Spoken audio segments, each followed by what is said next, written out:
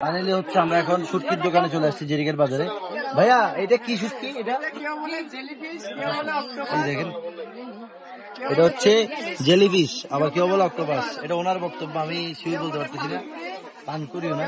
এটা কি শুটকি? এটা চুরি শুটকি। তারপরে এটা শাপলা পাতা মাছ হচ্ছে, ওই যে পদের বাড়িতে পড়ছে। বগা টুটিয়া। আর এটা হাঙ্গর।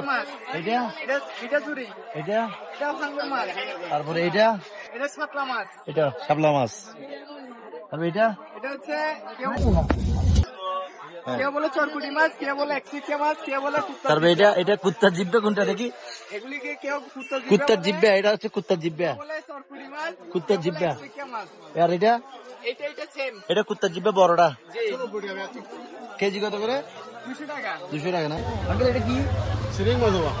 আচ্ছা, সিরিং মাছের শুটকি জি। কত করে আঙ্কেল কেজি? 400 টাকা। 400 টাকা।